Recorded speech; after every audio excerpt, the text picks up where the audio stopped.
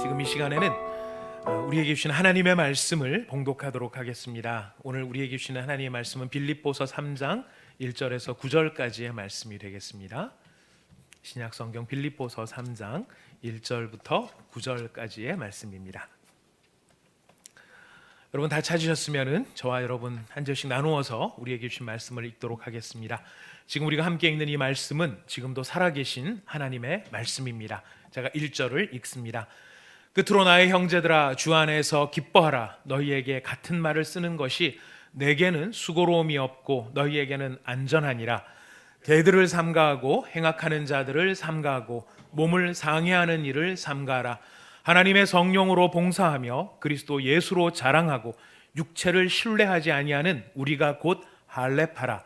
그러나 나도 육체를 신뢰할 만하며 만일 누구든지 다른 이가 육체를 신뢰할 것이 있는 줄로 생각하며 나는 더욱 그러하리니 나는 8일 만에 할례를 받고 이스라엘 족속이요 베냐민 지파요 히브리인 중에 히브리인이요 율법으로는 바리새인이요 열심으로는 교회를 박해하고 율법의 의로는 흠이 없는 자라.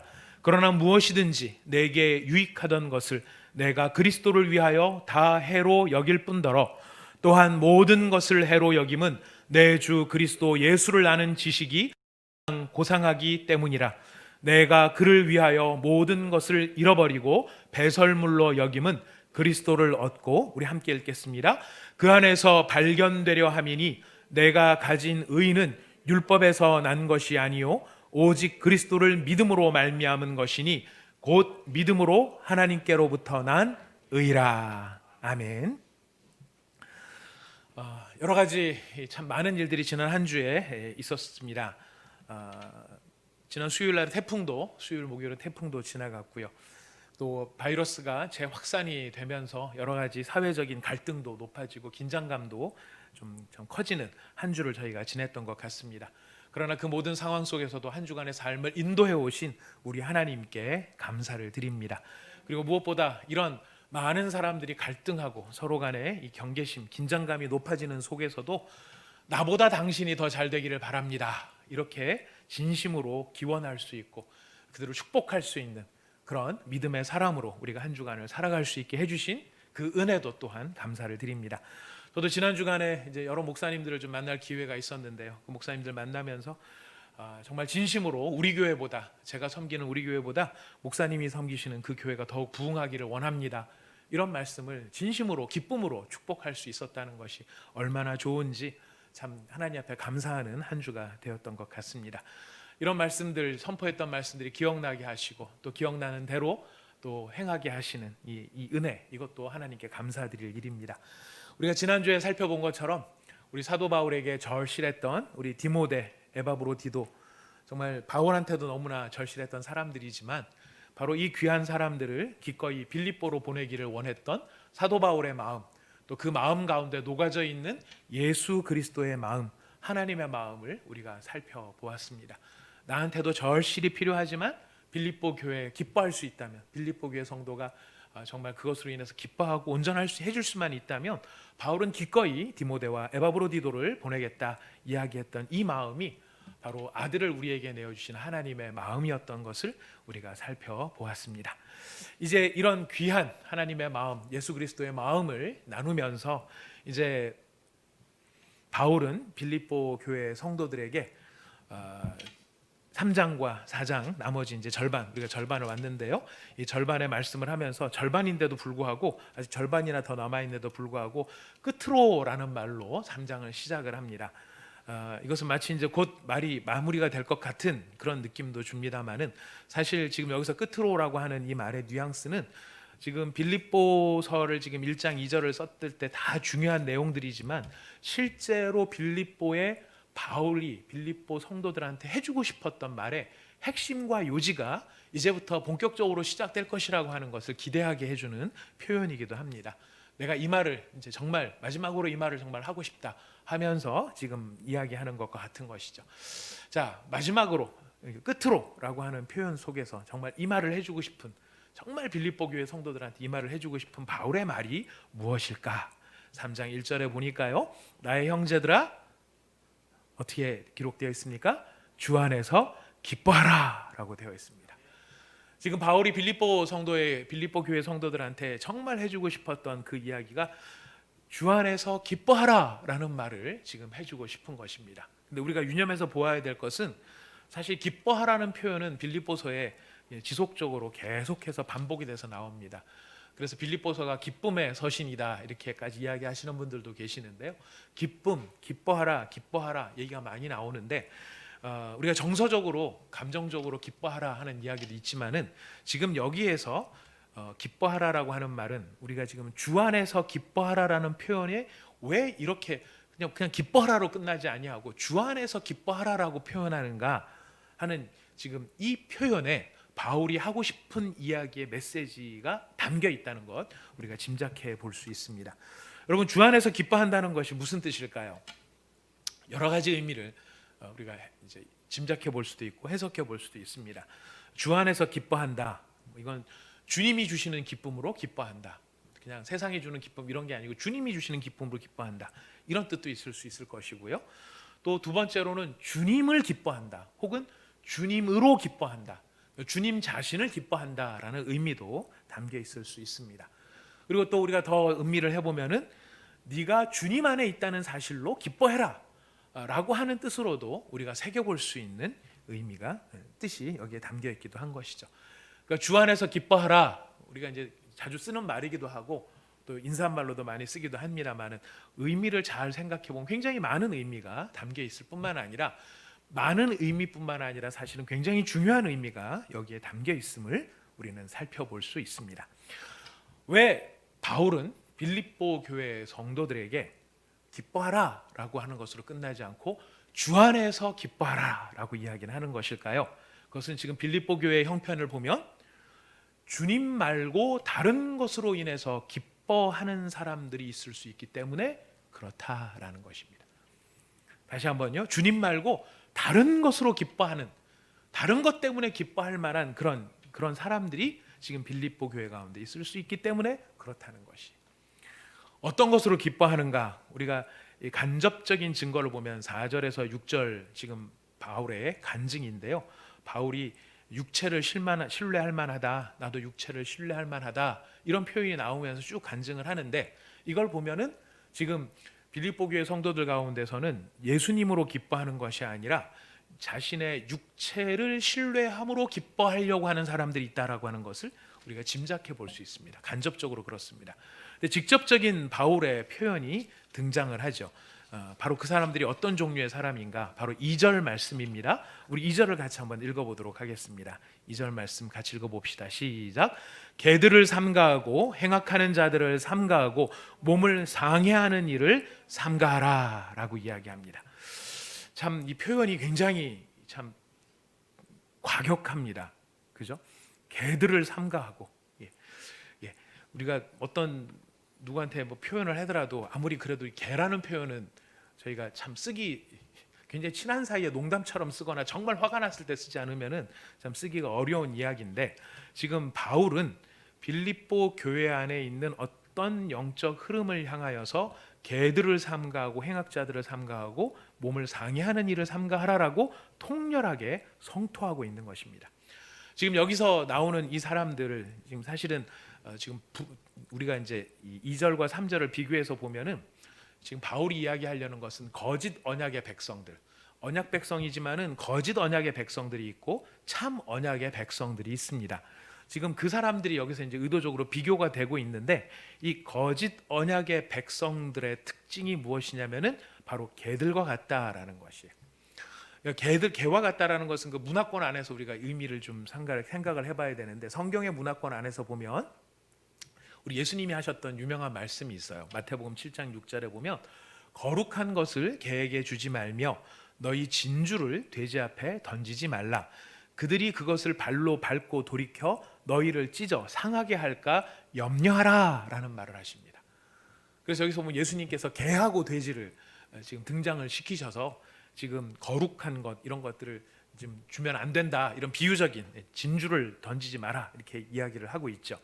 근데 이건 예수님만의 표현이 아니라 신약에 보면은 또 다른 사람도 지금 이 개와 돼지를 등장시켜서 무슨 이야기를 하고 있는데 바로 그 사람의 이야기가 바울이 하고자 하는 말하고 좀 뜻을 같이 하는 것 같아요. 누구의 말이냐면 베드로의 이야기입니다.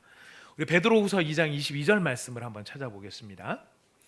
이 개라고 하는 말을 통해서 개들을 삼가하라 그랬을 때 이 개라는 말을 통해 어떤 것을 강조하고자 하는지 베드로후서 2장 22절 말씀 같이 한번 읽어보도록 하겠습니다. 베드로후서 2장 22절 같이 읽습니다. 시작. 참된 속담에 이르기를 개가 그 토하였던 것에 돌아가고 돼지가 씻었다가 더러운 구덩이에 도로 누웠다 하는 말이 그들에게 응하였도다. 예. 지금 여기서 개하고 돼지가 등장을 하는데 베드로가 이야기할 때 개, 돼지를 등장시켜서 하는 강조점이 어디에 있습니까? 도로 돌아간다라는 데 있는 거예요. 도로 돌아갔다. 개는 토했던 것을 도로 먹는 자리에 돌아갔고 돼지는 그가 깨끗하게 씻어줬더니 더러운 구덩이로 도로 돌아가서 누워버리는 이 모습. 도로 돌아갔다라는 데 포인트가 있는 것이죠. 자, 유대인들에게 있어서 개는요 굉장히 이게 어떤 그 뉘앙스를 갖게 되느냐면 보통 썩은 음식을 먹고 더러운 지저분한 부정한 것이 개입니다. 요즘 시대 우리 시대가 됐으니까 요즘에 우리나라도 뭐 불과 한 10년 5년 10년 상간이죠. 개를 가족같이 여기면서 사람처럼 대우하고 하는 것들 뭐 이런 것도 참 최근의 이야기지. 사실 뭐 한 10년 20년 전 30년 전만 하더라도 애완견 뭐 이런 거보다는 개들은 보통 그냥 밖에서 뭐 아무거나 주는 대로 먹는 거고 먹다가 남은 찌꺼기 음식 먹고 이런 것이 개였던 것으로 기억이 됩니다. 자, 옛날엔 더 했겠죠. 개들은 무슨 사료를 만들어서 주었던 것도 아닐 것이고요. 그러다 보니까 보통 개는 썩은 음식, 상한 음식을 먹는 존재. 그리고 또 개의 습성을 보면은 지가 토해놓고 토한 것을 도로 다시 주워 먹는 아주 부정한 이런 모습이 지금 개의 모습인 것입니다. 그래서 이제 그런 개에 빗대어서 탐욕이 심하고 영적으로 도덕적으로 악한 자를 상징할 때 바로 개라는 용어를 들어서 쓰는데요. 이 빌립보 교회 상황에서 이 개와 같은 행동을 하는 사람 어떤 사람들이었느냐면 분명히 그리스도 예수의 은혜의 복음을 들었어요. 그래서 그 은혜의 복음을 가지고 자신이 하나님 앞에 구원받는 하나님의 백성이 되었다는 사실을 확인했음에도 불구하고 그들에게 슬며시 찾아온 유대교의 가르침을 전파하는 사람들에게 귀를 기울이는 사람들이 등장했다는 것이. 아무리 예수 그리스도의 보혈과 그 십자가의 피로 구원을 받았다 할지라도 할례를 받아야 된다. 아브라함도 할례 받지 않았느냐? 그걸 다 보면 뭐 다 할례 받지 않았느냐? 우리 결국 아무리 예수의 피로 구원을 받았다 할지라도 할례를 안 받으면 안 된다. 그리고 예수의 피로 구원을 받았다 할지라도 율법을 지켜야 된다. 바로 이렇게 주장하는 사람들이 들어온 것이죠. 그리고 그 사람들의 주장이 설득력 있게 사람들에게 영향을 미쳤던 것 같습니다. 그래서 지금 바울이 엄중하게 아주 통렬하게 이야기합니다. 개들을 삼가라. 먹었던 것을 토했다가 다시 그것을 주워 먹는 부정한 개처럼 은혜로 구원을 시작했는데 율법으로 돌아가는 그런 가르침을 하는 사람들, 바로 그런 사람들을 주의하라라고 이야기를 하고 있는 것이죠. 바로 그 개들에 해당되어지는 사람들을 다른 말로 행악자들이라고 말합니다. 행악이란 내용이 무슨 뜻인가? 우리 몸을 상해하는 일을 보고 생각을 좀 더 하겠는데요. 이 몸을 상해하는 일, 이 말씀이 여러분 우리가 지금 쓰고 있는 개역 개정 말고 아마 예전 개역 성경을 쓰셨던 사용했던 그 성경을 읽으셨던 분들 아마 기억하실 겁니다. 손할례당이라고 들어보셨죠? 손할례당. 지금 여기 몸을 상하는 일, 이 원래 옛날에는 뭐라고 번역이 됐냐면 손할례당이다라고 번역이 됐었어요. 저는 중학교 때 79년도에 처음 교회 신앙생활을 하면서 이제 성경을 한 2학년, 3학년 때 읽기 시작을 하면서 교회에서 손할례당 이야기를 하는데 무슨 말인지 이해가 안 가는 거예요. 할례당도 잘 이해가 안 갔는데 그때는 손할례당이라 그래가지고 마음에 무슨 생각을 했냐면 할례당에는 발할례당도 있고 뭐 이런 신체 부위에 따라 하나씩 있는 모양이다 이런 생각을 했었는데 여기서 말하는 손이라고 하는 것은 핸드, 사람 손을 말하는 것이 아니죠. 손상되었다, 손실되었다 할 때 바로 그 상했다라는 의미에서의 손자입니다. 그러니까 지금 이 손할례당이라고 하는 말은 사실 뒤에 나오는 이제 3절 뒤에 보면 우리가 할례파다 이런 말이 나오는데 그 원래 할례를 말하는 헬라어하고 조금 달라요. 지금 우리가 지금 한글 성경으로 이제 읽는 것이 뜻은 잘 통하는데, 뜻은 잘 전달이 될 수 있는 번역으로 잘 번역이 됐는데, 말의 맛을 잘 살리기는 좀 어렵습니다. 말의 맛은 아무래도 그 말을 쓰는 사람들이 제대로 맛을 살리겠죠. 지금 원래 할례라고 하는 말은 할례라는 단어는 뭐냐면은 페리토메라는 말입니다. 페리토메라는 말이 원래 할례라는 말인데, 지금 여기서 몸을 상하는 일이다라고 했었을 때는 뭐라고 말하냐면은 카타토메라는 말을 씁니다. 카타라는 말. 여러분 카타 그러면은 뭐가 생각이 나시죠? 그죠? 커터기 생각나죠? 바로 그겁니다. 자르는 거, 칼 이런 걸 말하는 거.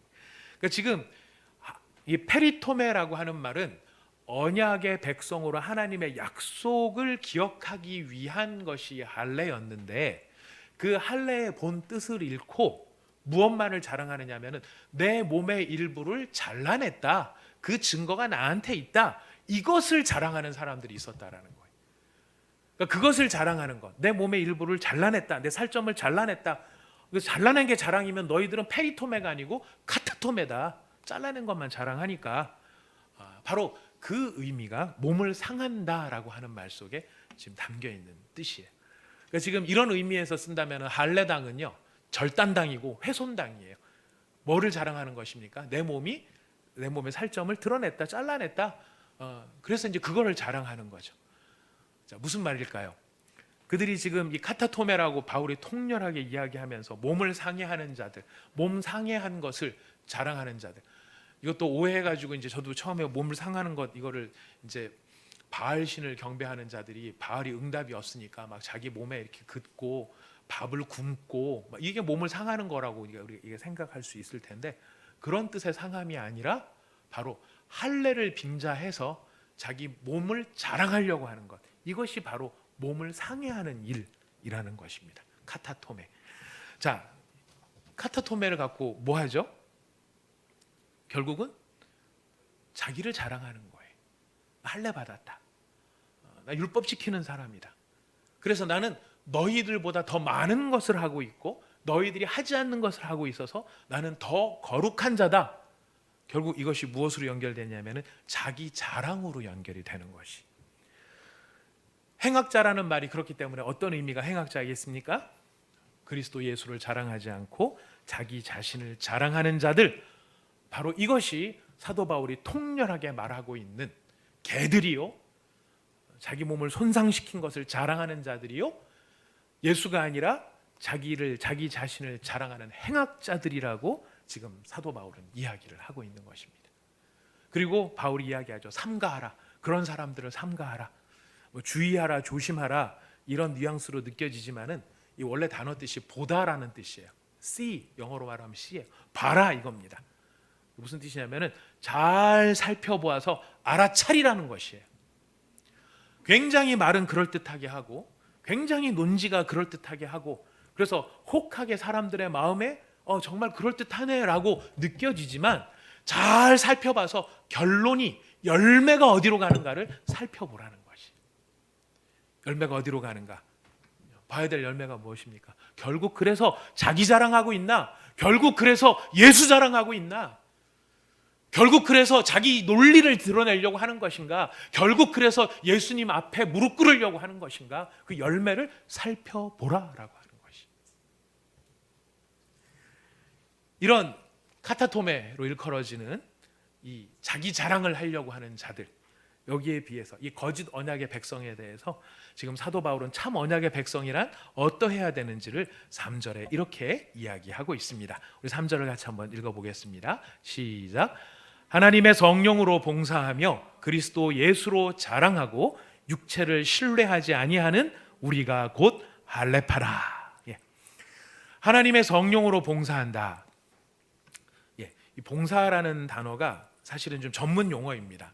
우리가 봉사 그러면은 어디 가서 뭐 마당을 쓸고 그릇을 닦고 뭐 이렇게 안내를 하고 이렇게 하는 것이 봉사, 이렇게 우리는 그런 의미로 쓰고 있는데, 지금 여기서 쓰고 있는 봉사라고 하는 말은 뭐 이렇게 헬라어를 자꾸 써서 죄송을 합니다만, 쓰는 이유는 제가 알고 있다 이 뜻이 아니고 단어가 구별되는 단어다. 이거를 강조하려고 쓰는 것이니까 양해해 주시기를 바랍니다. 라트리오라고 하는 말입니다. 라트리오라고 하는 말인데 이 라트리오라고 하는 말은 언제 쓰는 거냐면 신을 섬기는 것, 신에게 봉사하는 것.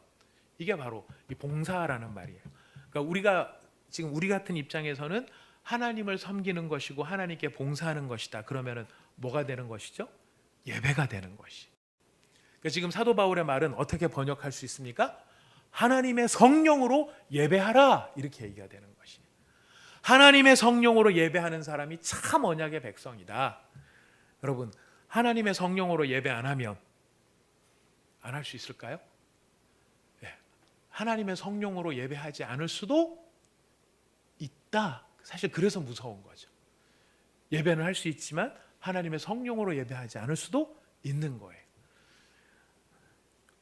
목사라는 이 역할을 가지고서 하나님을 예배하는 사람은 이 설교 하나님의 말씀을 깨닫고 그리고 우리를 향하신 하나님의 말씀, 이 우리에게 주시는 하나님의 말씀을 분별해서 그 하나님의 말씀을 바르게 선포하는 것이 목사의 역할에서 해야 될 일입니다.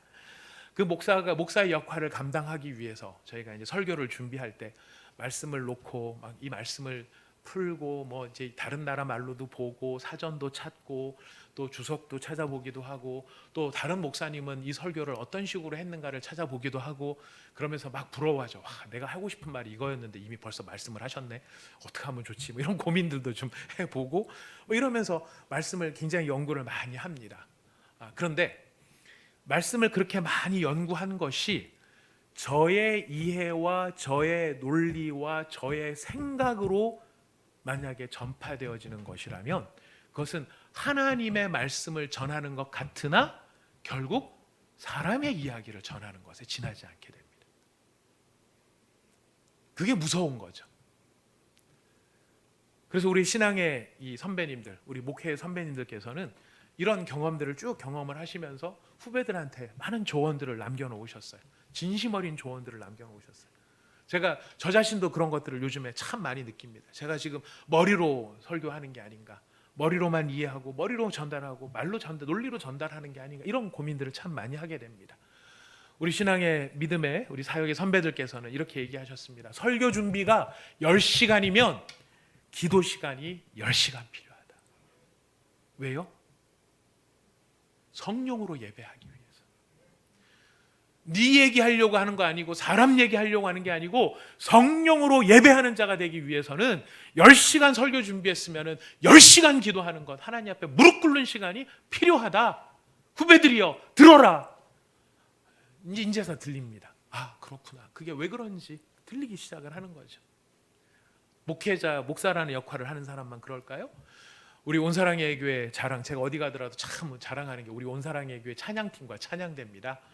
정말 우리 교회의 찬양대와 찬양팀은 우리 교회 규모로 보면은요, 참 어디 가다 내놔도 참 자랑스러운 우리 찬양대 지휘자님 막 열성을 다해서 어떻게든지 정말 열심히 연습해가지고 최상의 하는 예배를 찬양을 드리려고 노력하는 우리 찬양대 지휘자시고 또 더 감사한 거는 우리 찬양대 섬기시는 우리 찬양대원들 우리 그 찬양대 지휘자님의 마음을 막 그 헤아리시면서 그냥 그 힘든 것들을 열심히 연습해서 우리 온사랑의 교회 찬양대 어디 가도 기쁨으로 정말 자랑하는 찬양대거든요. 근데 여러분 성령으로 우리가 예배하기 위해서 필요한 것이 무엇일까요? 찬양 연습을 그렇게 열정을 가지고 1시간을 했다면 무엇이 필요할까요? 그 찬양을 바로 섬기기 위해 기도하는 시간이 1시간 필요하다라는 것입니다. 우리는 노래하는 사람들이 아니고요, 노래 연습을 잘하는 사람들이 아니라 하나님을 경외하며 하나님 앞에 우리의 마음을 드리려는 사람들이에요. 그렇기 때문에 지금 사도 바울이 무슨 이야기를 하는가? 하나님의 성령으로 예배하는 자들이 된다. 성령으로 예배하는 자들, 그 사람들이 진짜 언약의 백성들이다라고 얘기를 합니다. 하나님의 성령으로 예배하지 않으면요, 나머지는 다 사람의 자랑이 되어져요. 사람의 공로가 되어지는 거예요. 내가 이렇게 열심히 설교 준비해서 내가 이렇게 열심히 설교를 잘했다. 사람이 남는 거죠. 우리 찬양대가 열심히 찬양을 잘해서 우리 찬양대가 열심히 끝냈다. 사람이 남는다. 그러면 그건 우리의 공로가 되어지는 것이. 그 공로가 무엇이 문제가 됩니까? 그 공로는 사람의 자랑으로 끝나게 되는 것이고, 사랑의 자랑으로 끝나게 되니까 이 자랑이 왜 문제가 되느냐? 이것 때문에 그래요. 이것 때문에 그래요. 사람의 자랑이 왜 문제가 되는가? 예수 그리스도를 잊어버리게 된다라는 것이 있어요. 사람의 자랑에 문제가 어디에 있느냐? 그 자랑 때문에 정신이 팔려서 누구를 잊어버려요? 예수를 잊어버리는 거예요. 그래서 바울이 이야기합니다. 하나님의 성령으로 예배하고, 그 다음에 나오는 말이 뭐예요? 그리스도 예수로 자랑한다. 그리스도 예수로 자랑한다. 바로 그리스도 예수로 자랑하는 일이 너무나 중요하기 때문에 그 예수 그리스도를 자랑하지 못하도록, 잊어버리도록 만들어버리는 지금 그 개들에 대해서, 행악자들에 대해서 자기 몸에 손상을 가한 것으로 자랑하고 있는 자들을 지금 바울은 통렬하게 지금 비판하고 있는 것입니다. 육체를 신뢰하지 않는 사람, 참 언약의 사람은 육체를 신뢰하지 않는 사람이에요.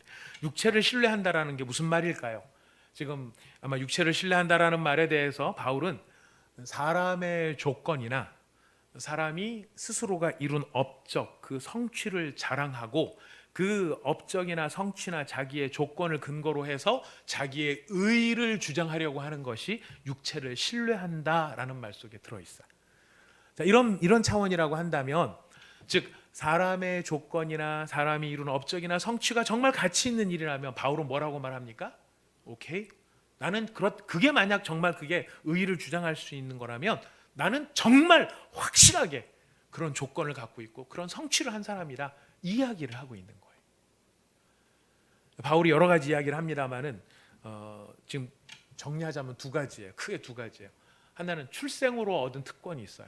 바울이 자기가 태어날 때 얻었던, 태어나는 것, 잘 태어났기 때문에 가졌던 특권이 있고, 두 번째 지금 바울이 얘기하는 게 있는데 내가 이룬 성취와 업적이 있다라고 말을 해요.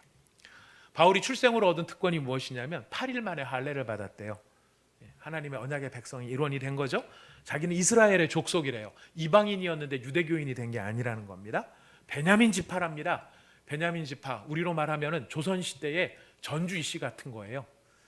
여러분, 이스라엘 백성, 이스라엘 민족의 첫 왕이 누구였죠? 사울이었어요. 사울이 어느 지파 사람이에요?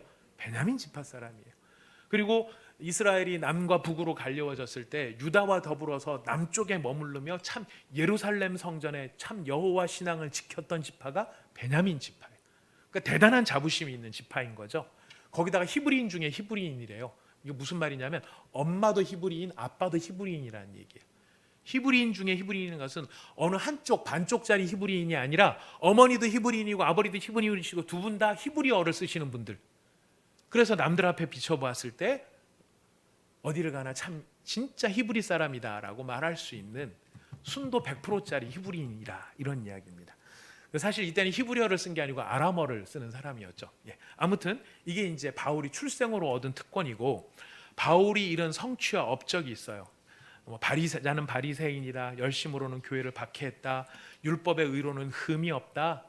여러분, 이거 하나하나 설명하는 거 참 1부 때는 다 했는데 해보니까 너무 길어갖고 2부 과감하게 스킵합니다. 퉁칩니다. 핵심은 뭐냐? 엄청나게 이루었다라는 거예요. 사람들이 따라올 수 없을 만큼 이루었다라는 거예요. 자, 그렇다면 내 조건이나 내 업적으로 보면 난 정말 육체를 신뢰할 만하고, 그래서 남들 앞에 내 의의를 드러낼 수 있는 사람인데, 자, 여기서 이제 문장이 바뀌죠.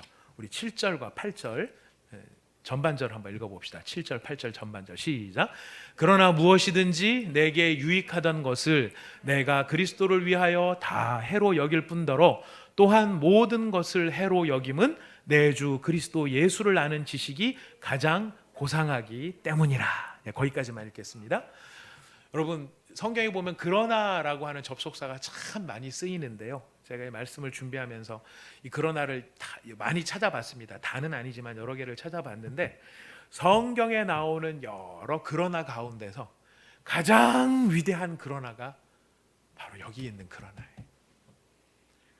그러나가 역접이기 때문에 말을 뒤집어 엎는 이제 그런 의미가 있어서 좋은 뜻도 있고 나쁜 뜻도 있을 수 있겠지만은 이 여기서 나오는 그러나가 참 위대한 그러나다라고 말할 수 있는 게 뭐냐면 바울이 가지고 있었던 모든 거대한 가치 체계가 완전히 뒤집어져 버리는 말이 이 그러나 여기에 들어 있는 것이. 어떻게 가치 체계가 뒤집어집니까? 지금 여기에서 사도 바울은 회계 용어를 사용해요. 회계 전문 용어를 사용해요. 재무제표에 보면은 수입이 있고 지출이 있고 여기 또 이제 단식부기 말고 복식부기를 보면은 손실이 있고 이득이 있잖아요. 지금 바울이 앞에서 말했던 것은 예전에는 다 뭐로 분류되는 것이냐면 이익으로 분류됐던 것들이에요. 내가 가지고 있는 출생 조건, 내가 이룬 업적, 이거 다 나를 위한 이익이었어. 이익의 항목이었어. 근데 지금 바울이 그러나라고 하는 말을 통해 이 이익인 줄 알았던 항목이 뭐로 변해요? 손실로 바뀌어버린 거예요. 나 그때 정말 이게 나한테는 이 한 줄이 이득인 줄 알았거든. 나 바리새인이라는 게 얼마나 이득이고 이 율법의 의로는 흠이 없다는 게 얼마나 이득인가 생각을 했는데 알고 보니까 이게 손실이더라 하는 것이에요. 왜 그럴까요? 그것이 어떤 결과를 가져왔냐면 예수 그리스도를 잊어버리게 만들고 예수 그리스도를 모르게 만들고 예수 그리스도를 떠나버리게 만드는 그런 역할을 하더라. 그렇기 때문에 그것이 뭔가 이익 같지만 결국에 보니까 내 영혼을 손상시키는 손해가 되더라. 이것이 바울의 이야기인 거예요. 예수를 놓쳐버리니까, 예수를 잊어버리니까, 예수를 몰라버리니까 뭐만 남아요? 나만 남는 거예요. 그러니까 뭘 자랑해요? 나를 자랑해요. 그래서 내가 이룬 업적, 내가 이룬 성취, 내가 가진 조건, 그것이 결국 나를 자랑하는 일에 쓰임으로 예수 그리스도를 가리는 그런 일이 되어버린다면 그것은 이익이 아니라 손실이다. 바울이 내가 그것을 깨달았다, 그 이야기를 하고 있는 것이죠. 바울이 가장 바라는 것은 그래서 무엇입니까? 우리 8절 하반절 말씀부터 9절까지의 말씀이에요. 바울 하반절 8장 하반절부터 아까 읽었는데 내가 그를 위하여 한번 같이 읽어보겠습니다. 시작. 내가 그를 위하여 모든 것을 잃어버리고 배설물로 여김은 그리스도를 얻고 그 안에서 발견되려 함이니 내가 가진 의는 율법에서 난 것이 아니요 오직 그리스도를 믿음으로 말미암은 것이니 곧 믿음으로 하나님께로부터 난 의라. 지금 바울이 가장 원하는 것이 무엇입니까? 바울이 가장 원하는 것, 그리스도를 얻는 것이. 그리스도를 얻는 것이고 두 번째는 그리스도 안에서 발견되기를 원한다라는 것이. 아니 지금 바울이 아직도 그리스도를 못 얻었기 때문입니까? 아니죠. 우리 그 부분은 우리 다음 주에 또 이어서 생각을 해볼 말씀입니다만은 지금 바울이 이야기를 할 때 우리가 기억해야 돼. 바울은 지금 종말론적인 관점에서 이야기를 하고 있어요. 종말론이라는 게 뭐냐면 언젠가 우리 모두가 반드시 누구 앞에 서게 되는 날이 온다? 하나님 앞에 서게 오는 날이 온다라는 것이. 반드시 그날은 온다라는 것입니다. 그것은 피할 수도 없고 도망갈 수도 없고 우리가 이 땅에서 얻고 취한 것을 가지고서는 그 죽음을 이길 수도 없고 늦출 수도 없고 물러갈 수도 없다는 것이. 아무리 소유가 많고 내가 배운 것이 많고 지식을 많이 갖고 있다 할지라도 그것으로 인해서 죽음을 이길 수 없다라는 것이죠. 그럼 반드시 죽는데 지금 죽음은 그것으로 끝이냐? 소멸되고 사라지느냐? 아니죠. 성경은 우리에게 분명히 선언합니다. 육체의 죽음이 존재의 소멸이 아니라는 것을 우리에게 선언합니다. 우리는 소멸되는 존재가 아니라 우리는 육체의 모든 기운이 끝나서 우리의 우리 육신에게 죽음이 찾아오면 누구 앞에 서게 됩니까? 하나님 앞에 서게 돼요. 천상병 시인은 인생은 소풍을 끝나고 난 돌아갔다라고 말을 하지만은 저는 이렇게 비유하고 싶습니다. 인생의 모든 육체의 삶을 마치고 하나님 앞에 서는 그날은 방학을 마친 학생들이 개학날 누구 앞에 서요? 선생님 앞에 서요. 뭘 들고 서죠? 방학 숙제를 들고 서요. 우리 여기 앉아 계신 분들은 제가 딱 인상을 보니까 정말 성실하게 숙제 잘 해가셔서 정말 기쁨으로 이렇게 개학을 기다리셨을 것 같은데, 저는 개학 전날 매 학기마다 제 친구하고 늘 앉아서 학수고대를 했던 게 있었어요. 학교 안 떠내려가나, 비 와서 학교 안 떠내려가나. 네. 근데 보니까 대부분의 학교가 다 높은 데 있더라고요. 그래서 어지간히 비가 와서는 떠내려가지 않을 것 같더라고요. 겨울방학 끝날 때는 어떡합니까? 눈 좀 와서 교통 안 끊기나. 실제로 그런 적도 있긴 있었습니다. 그 겨울방학이 끝나고 개학을 했는데 바로 그날로 봄방학을 했어요. 뭐 수업 일수도 많이 남았고 그날 눈이 굉장히 많이 왔거든요. 그래서 하여튼 한 번은 그런 적도 있었습니다. 왜 방학 개학되는 게 싫어했을까요? 숙제를 안 했거든요. 열심히 놀았거든요. 네. 하나 시작할 때는 늘 방숙제 다 해놓고 놀아야지라고 했는데 한 번도 다 해놓고 놀아본 적이 없어요. 내일 해야지 하다가 그날이 돌아왔어요. 여러분, 마치 그것처럼 우리 모두가 하나님 앞에 서게 되는 날이 있다라는 것입니다. 근데 바울은 무엇을 두려워하느냐면 바로 그렇게 하나님 앞에 서야 하는 날, 자기 혼자 하나님 앞에 설까 봐 그게 두렵다라는 것이에요. 나 혼자 설까 봐. 누구랑 같이 서기를 원하는 거예요? 예수님과 함께 같이 서기를 원하는 거예요.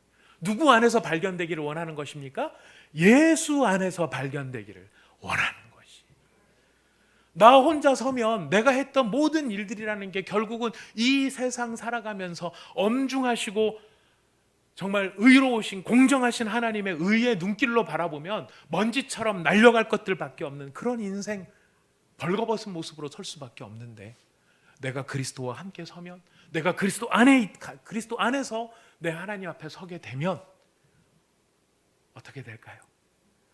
모든 상황 속에 하나님을 기쁨으로 대면하고 그분을 뵙는 것이 감사요, 그분을 뵙는 것이 영광이요, 하나님의 영광 안에 함께 찬양할 수 있는 바로 그날이 올 수 있기 때문에 바울은 지금 누구 안에서 발견되기를 원하고 있어요? 예수 안에서. 예수님을 사랑하고 예수님을 알고 예수님을 기뻐하는 일이 너무너무 그렇게 존귀하고 좋은 일인데 문제는 뭐예요? 지금 빌립보 교회를 찾아온 이 교묘한 개들과 같은 존재들, 자기 몸을 손상시킨 것으로 자기를 자랑하려고 하는 자들, 그들의 논리와 그들의 이야기 때문에 예수님을 아는 일에 방해가 되고, 예수님을 사랑하는 일에 방해가 되고, 예수님을 기뻐하는 일에 방해가 되고, 예수님만 바라보는 일에 방해가 되고, 자꾸만 자기를 바라보고 자기를 자랑하고 자기를 입증하려고 하는 그 모든 시도. 그러니 바울이 어떻게 합니까? 통렬하게 이야기하는 것이죠. 개들을 삼가해라. 왜? 그 개들 때문에 누구를 잃어버릴 수 있기 때문에요? 예수를 잃어버릴 수 있기 때문에, 예수를 놓쳐버릴 수 있기 때문에. 예수님이 왜 이렇게 중요한 것일까요? 여러분, 성경 우리가 세 군데만 찾아보겠습니다. 예수님이 왜 이렇게 중요한가? 그럼 고린도전서를 한번 가봅시다.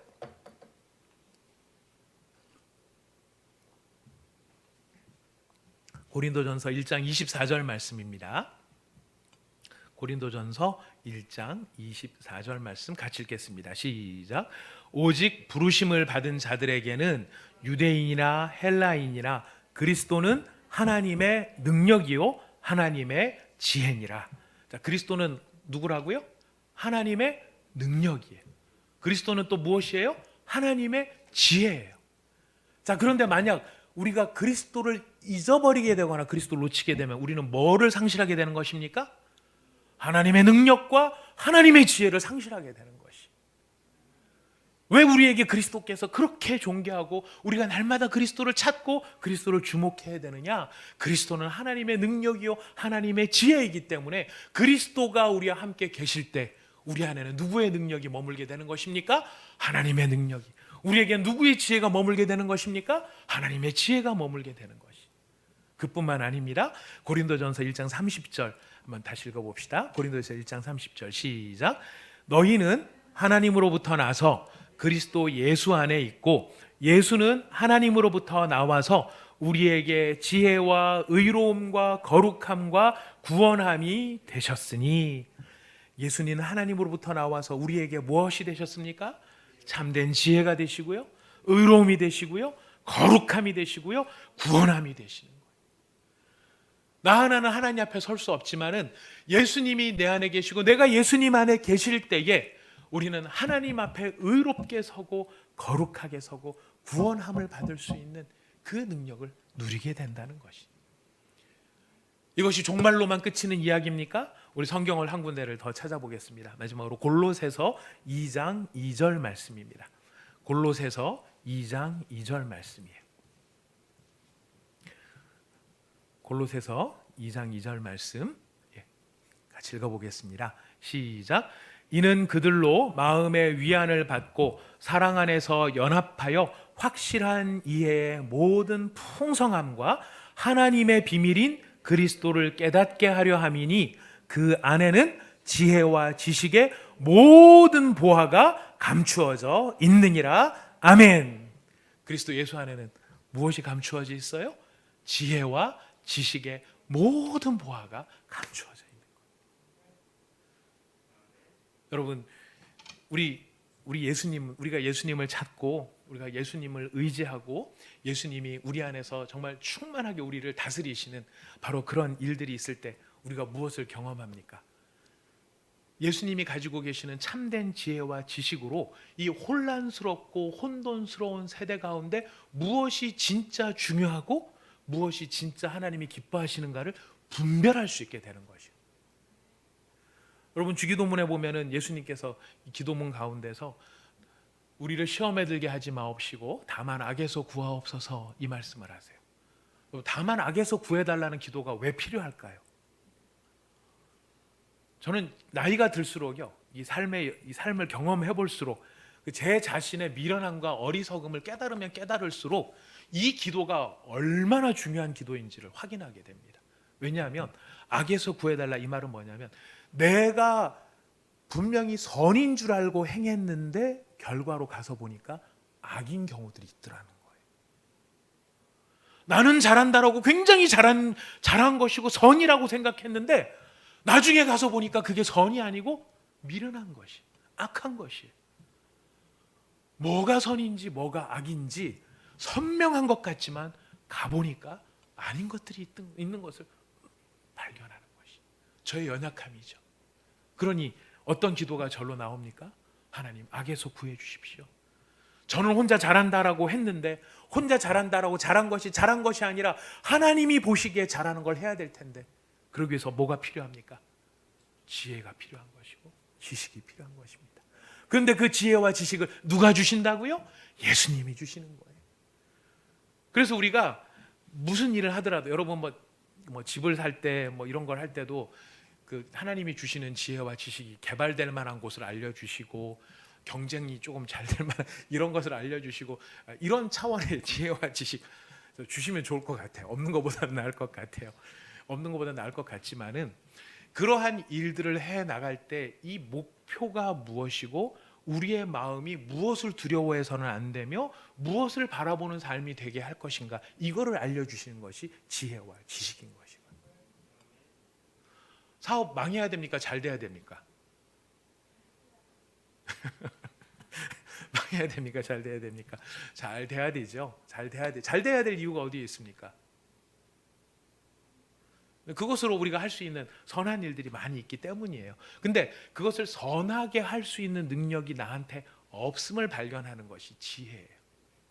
뭐냐면 장사가 잘 되고 사업이 잘 되면 우리가 그걸로 좋은 일도 많이 할 수 있지만 결국 그게 인간의 연약한 죄성은 그게 어디로 흘러가죠?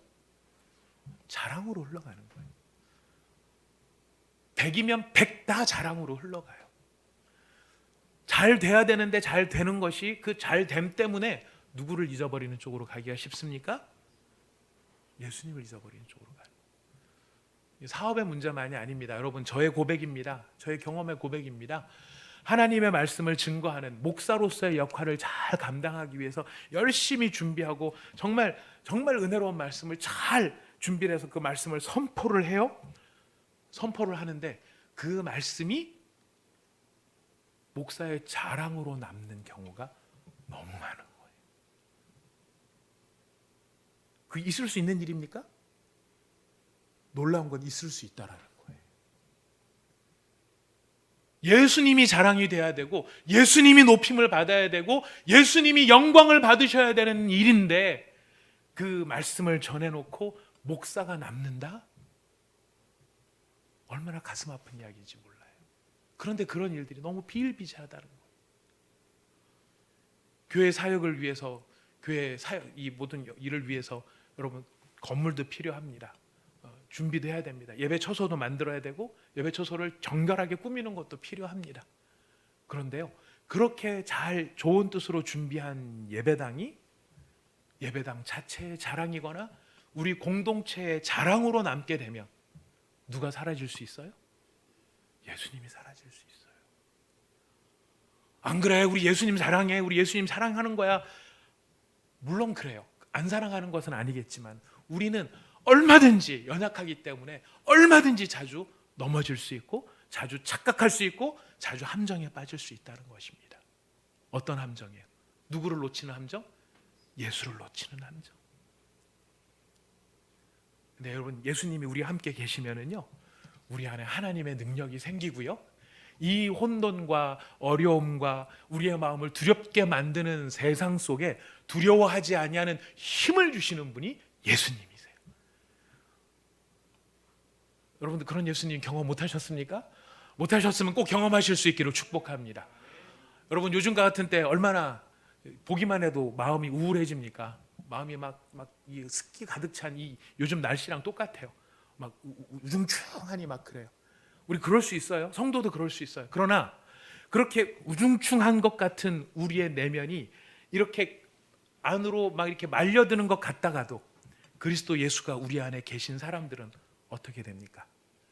그 우중충함을 이기고 성령의 빛으로, 은혜의 빛으로 다시 일어나서 되는 일이 좋은 건 하나도 없어 보이지만 그 입에는 뭐가 끊이지 않습니까? 찬송이 끊이질 않는 거예요. 문제가 해결된 건 하나도 없는데 아침에 일어나면은 눈을 뜨면서 뭐를 하면서 일어납니까? 하나님 감사합니다. 여러분, 저 그러고 일어나요. 여러분, 저 그러고 일어납니다. 여러분도 그러시죠? 여러분 그러신 줄 압니다. 왜 그렇죠? 뭐 제가 막 감사를 막 기억하면서 감사하세요 뭐 이런 게 아니에요. 누가 우리 안에 계시기 때문이에요. 예수가 우리 안에 계시기 때문이에요. 예수가 우리 안에 계시면은요, 이런 일들이 일어난다는 거 우리 같이 경험하고 있지 않습니까? 그래서 우리가 예수를 놓치면 안 된다라는 것이에요. 사업이 잘 되는 거 참 좋지만 사업이 잘 되는 것 때문에 예수를 잃어버릴 수 있기 때문에 주의해야 됩니다. 그래서 바울이 이야기하는 거예요. 지금 바울이 모든 것을 해로 여긴다. 여러분이 해로 여긴다라고 했었을 때 배설물로 여긴다. 고상하게 번역을 해서 배설물이지만은요, 헬라어 원문으로 직역으로 딱 번역하면 뭘까요? 똥이에요. 내가 히브리인 중에 히브리인한 것도 나한테는 똥이고 율법의 의로 흠이 없었다는 것도 나한테는 똥이다. 왜? 내가 그것 때문에 예수를 잃어버렸었기 때문에, 예수를 몰랐었기 때문에 다 똥이다. 바울이 이렇게 말하는 거, 바울이 무슨 성철 스님처럼 무소유의 뭐 이런 거 주장하는 게 아니에요. 바울이 누구를 깨달으니까 그렇게 좋아서 그럴까요? 예수님을 깨달으니까요. 여러분, 우리 믿음의 모든 능력은 바로 예수님을 깨닫는 데 있습니다. 예수님을 아는 데 있습니다. 그 예수님과 사귐을 갖는 데 있습니다. 우리의 마음에 실력이 생기고 힘이 생기는 것은요, 바로 이 예수님을 알아가고 예수님과 함께 하는데 우리의 실력이 있는 거예요. 진짜 중요한 약속은 이거예요. 지금 성경 얘기하십니다. 나를 간절히 찾는 자가 어떻게 할 것이다? 나를 만날 것이다. 나를 만날 것이다. 여러분, 마음에 우리 요즘에 참 어지럽고 복잡한 환경 많아요. 근데 여러분, 진짜 위기는요, 우리 시대의 진짜 위기, 우리가 경험하는 진짜 위기, 그거는 예배를 못 드린다, 우리가 회집을 잘 못한다, 여러 가지 뭐 어려운 여러 가지 복잡한 상황들이 있다, 이게 우리의 위기가 아니고요. 진짜 위기는 뭐냐면은 하나님 앞에 고백하며 우리가 애통해 해야 될 우리의 위기는 뭐냐면은 어쩌면 우리가 어느 사이인지도 모르게 예수님을 잊어버린 사람들이 되었는지 모른다는 것. 그것이 진짜 우리의 위기일 수 있습니다. 우리의 이념 때문에, 우리의 사상 때문에, 우리의 가치관 때문에 정작 예수님은 잊어버리고 살아가고 있는지 모르겠어요. 근데 그런 우리한테 오늘 하나님은 말씀으로 선포하십니다. 바울을 통해서 우리 귀에 들려주십니다. 주 안에서 기뻐해라. 주 안에서 기뻐해라. 주 안에서 기뻐해라. 주님으로 인해 기뻐하고 너희 안에 주님이 계신다는 것, 그리고 네가 예수님 안에 있다는 그 사실로 기뻐하는 사람이 되어라. 이것이 우리의 힘이고 우리의 능력이라는 것을 하나님은 오늘 우리에게 선포해 주셨습니다. 우리 사랑하는 믿음의 형제자매 여러분, 우리 하나님 앞에 이런 기쁨을 다시 회복할 수 있기를 원합니다. 주 안에서 기뻐하기를 원합니다. 주님을 기뻐하기를 원합니다. 내가 주 안에 있다는 것으로 기뻐하기를 원합니다. 나머지는 다 배설물입니다. 저는 주님 한 분만으로 만족할 수 있습니다. 이 신앙의 진실함이 저와 여러분에게 회복되고 누려지고 유지될 수 있는 그런 은혜가 있기를 축복합니다. 우리 함께 같이 기도하도록 하겠습니다. 이 시간 같이 마음을 모아서 함께 같이 기도할 것은 오늘 사도 바울이 이야기합니다. 개들을 조심해라. 행악자들을 조심해라. 손할례당을 조심해라. 다른 거 아닙니다. 자기 자랑은 자기를 높이고 자기 생각하느라고 예수님을 잊어버리게 만드는 그런 각종 유혹들, 그렇게 하려는 시도들을 살피라, 깨달으라, 분별해내라 라고 이야기를 하는 것입니다. 왜인지 오늘 말씀을 통해 우리에게 알려주셨습니다. 여러분, 예수님은요 우리의 능력이세요. 예수님은 우리의 지혜이시고요, 예수님은 우리의 거룩이시고, 예수님이 우리의 힘이 되시고 의가 되십니다. 예수님을 가진 사람은 모든 것을 가진 사람이요, 예수님을 잊어버린 사람은 모든 것을 잊어버린 사람이 되는 것입니다. 하나님께서는 우리에게 예수님을 주셨고 그 예수님을 누리게 하셨습니다. 우리 그 감격이 있습니다. 기쁨이 있습니다. 그러나 그것이 과거의 이야기로 머물지 않게 하여 주시고 지금 오늘의 내 삶 안에 예수님을 즐거워하고 주 안에서 기뻐하는 저희의 삶이 되게 하여 주시옵소서. 우리 같이 함께 기도하도록 하겠습니다. 하나님 아버지, 정말 감사합니다.